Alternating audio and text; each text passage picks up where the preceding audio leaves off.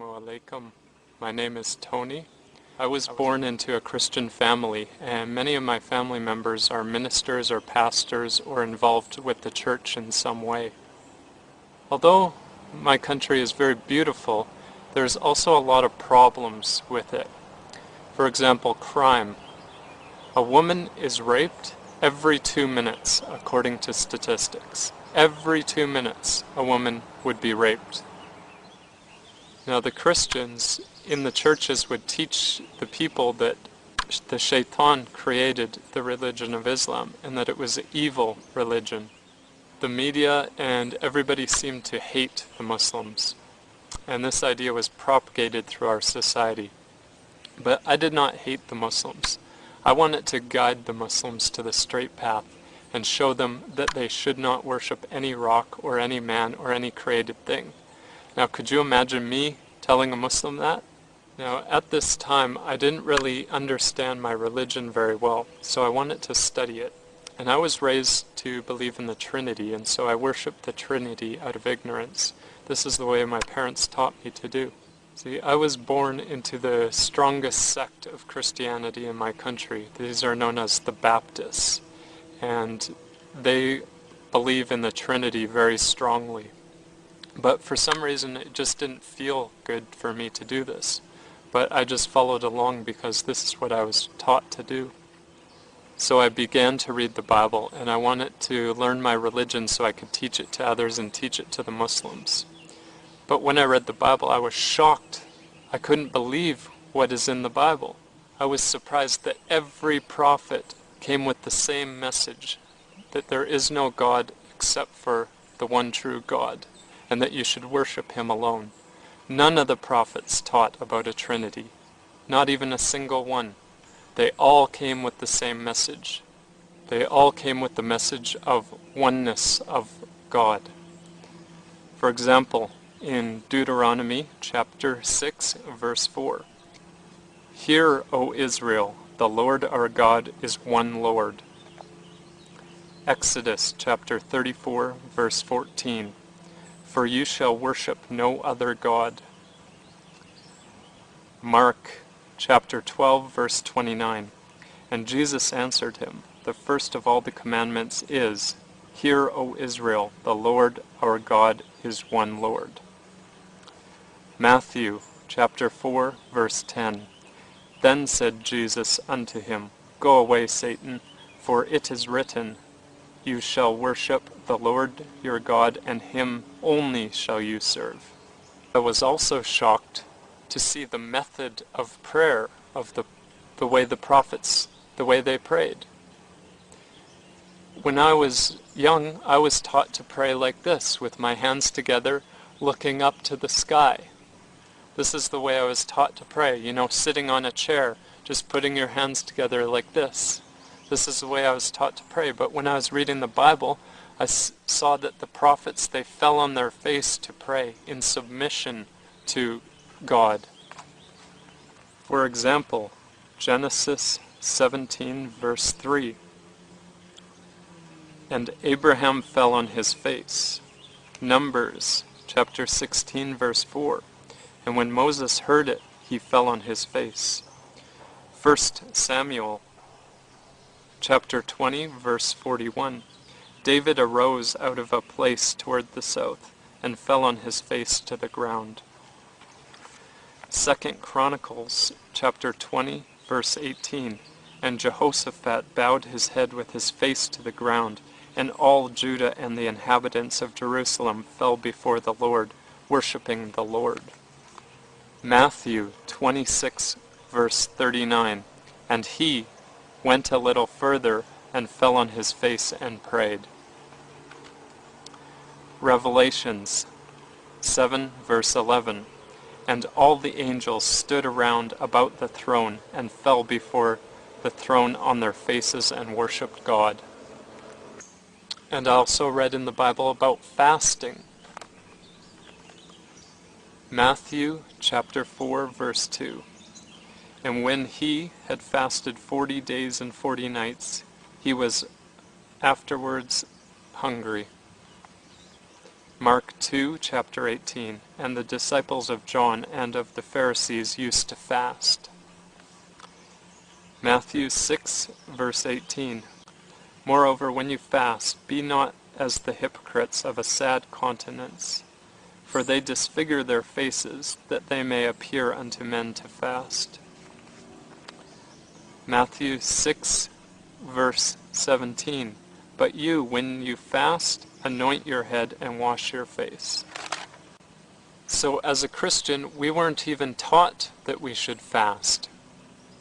This wasn't even something that the church leaders even taught us to do. And not only this, but in the Bible it talks about the Hajj.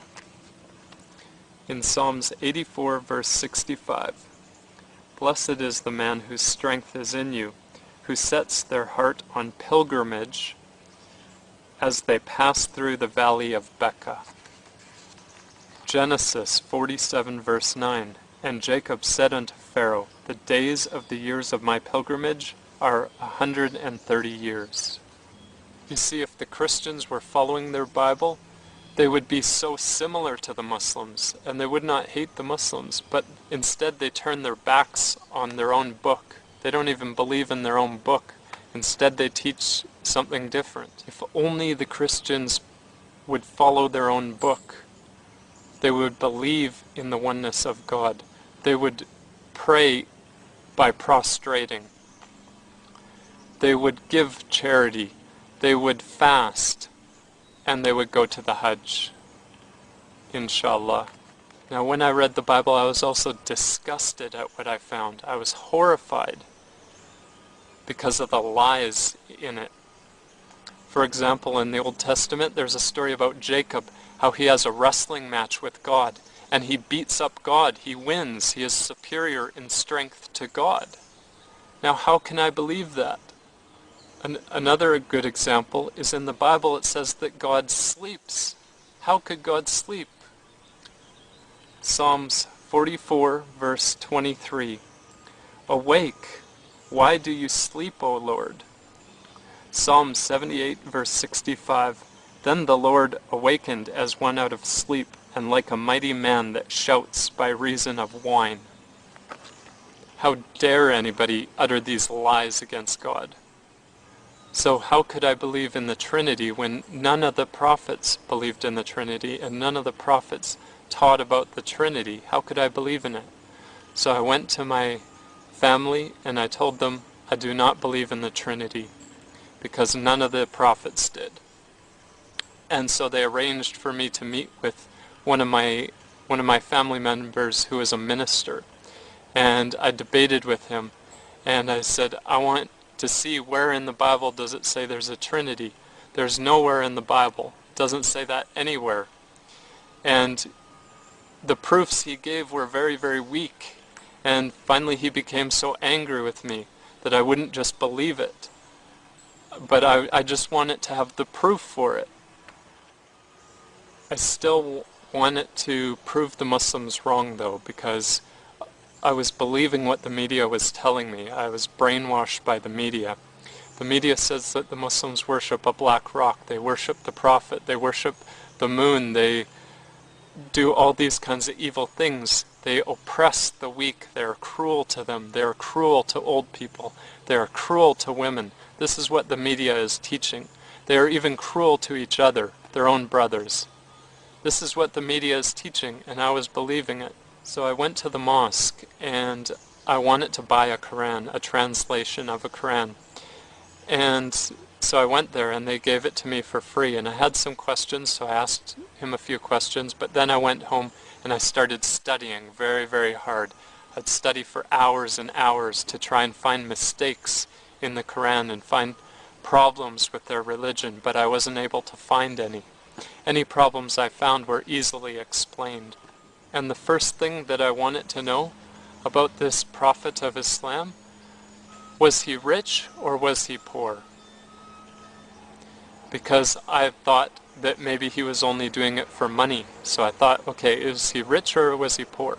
And I found out that he was wealthy first, and then he became poor after he began to deliver the message. And even after he began to deliver the message, they came and offered him money, but he refused it. So after I read the Quran, I knew that if there was any message from my Lord, that this was the message. And so I went to the Imam and I took the Shahada. Ashhadu an la ilaha illallah wa ashhadu an Muhammadan Rasulullah. And one of the greatest gifts that you have is that you are born into this religion of Islam. So do not turn your backs on it like the Christians have turned their backs on their religion. If only they would follow their book, they would be similar to the Muslims. Assalamu alaikum wa rahmatullah.